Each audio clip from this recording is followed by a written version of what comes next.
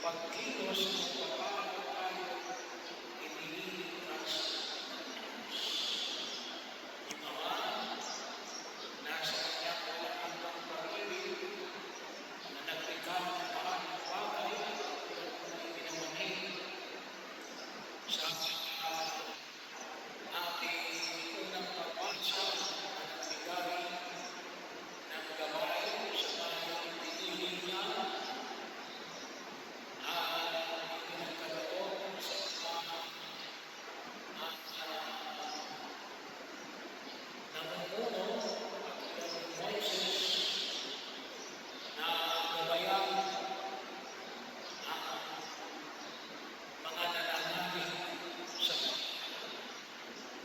at kaya si Kristo na siyang kaganapan ng lahat ng ipinangako ng Diyos mula pa ng buong tipan sa pamagitan ng pag-ahandog ng kanyang sarili, hindi lamang ito handog ng mga hayop at ng mga kriyo, ngunit pag-ahandog mismo ng Diyos ng kanyang sarili na tumawag tao para iligtas ang sa katauhan.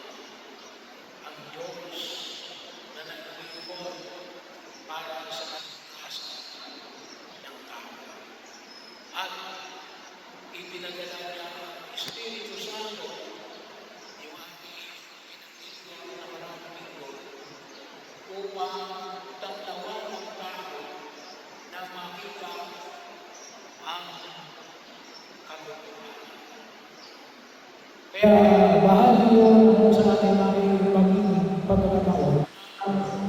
Yung ating paniniwala ay isang paniniwala na hindi lamang sa isang Diyos. Ngunit sa isang Diyos na may tatlong persona. Ama, Anak, at ng Espiritu Santo. Kaya isa ko sa maliwanag na tanda ay alin na ipinamamani ng paniniwala ito ay ang pagkakaisa. Sabi nga namin nung nakaraang linggo, yung mga pinupuspos ng Espiritu Santo ay naghahanap ng pagkakaisa. Kabaligtaran ito ang nangalit noong hindi pagkilos ng Diyos na kanilang hinahanap pagkakapagpapala. Kaya makita namin natin na yun yung kagustuhan ng demonyo, magkaiwa-iwalay, magkakanya-kanya. Pero yung kagustuhan ng ating Diyos ay magkakasama. Katulad na kali ng pagkakasama ng Ama at ng Anak at ng Espiritu Santo. Isa ko kasi problema kapag pinag-usapan natin ang pagkakasama. Ay, magkakaiba tayo eh. Sabi nga natin ay iba ako sa iyo. Ba't kinakailangan tayo maging pareho? Ay, yung pagkakaisa niya ito ay hindi kinakailangan natin maging pare-pareho tayo. Yung kasi yung uri ng pagkakaisa niya ito ay hindi yung tinatawag natin unity in uniformity. Kung gusto niyo tayo magkaisa, susunod kayo lahat sa akin. Yun ang unity in uniformity. Unity na ipinahayaw ng sosiyete sa gitna ng iyong pagkakaiba, magkakaisa tayo. Bakit? Iba yung Diyos Ama. Iba yung Diyos Ama. Iba yung Diyos Espiritu Santo. Pero siya ay isa. Kaya nga sa natin, yung pagkilos ng Diyos Ama ay yung paglikha ng lahat ng sanlibutan. Hindi mo tama na sabihin natin nilikha tayo ni Jesus. Kasi yung kumilos na niya ang Diyos Ama, si Yahweh. O kung tawagin namin ay si El Shaddai. No? Yun ang Diyos Ama. Kaya nga ako minsan, may mga nanay na sinasabi na ako, si Papa Jesus. Theologically wrong yun. Bahagi yun. Bakit? Sino yung Papa? Si Yahweh. Si El Shaddai. Anong itatawag natin kay Jesus? Kuya. Bahagi yun na makita natin. Bakit? Kasi siya ay anak ng Diyos dahil yung mga kapatid ni Jesus. Bahagi yun na kung saan ay makita natin.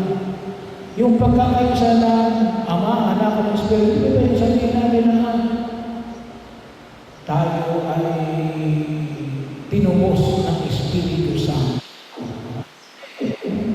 Iba yung trabaho ng Espiritu Santo. Ang trabaho ng Espiritu Santo ang gumawa. Ang makita natin ang katotohanan. Ang liwanag na siyang lang sa ating pagkilos sa daigdig upang tayo ng lahat ay alin. Katulad na nangyari sa Pentecostes ay babaan ng apoy, di ng apoy para alin. Makita natin ang katotohanan. Kaya, yung pagkakaisa ng tinuturo ng banal sa Espiritu, isang Diyos. Nandun ang Ama nung si Jesus ay pinako sa krus. Nandun din si Jesus na nilikha sa liputan. Bahagi yun. Magkakapareho sila ng kapangyarihan. Pero yung Ama ay hindi anak. At ang anak ay hindi ang Espiritu Santo. Pero ano yung kanilang misyon? Iligtas ang tao. Na tayo ay tunay na makasama niya doon sa kanyang kaharian sa langit. Kaya bilang bahagi ng aming pagbubuhay, itong pagkakaisa na ito, sa gitna ng pagkakaiba, may pahayag na rin, hindi pwedeng apakan yung iyong pagkakaiba.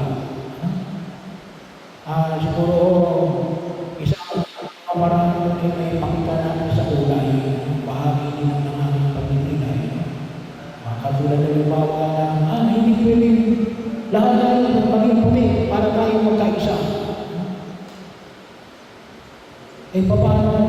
Paano po yung bakit ako'y pula?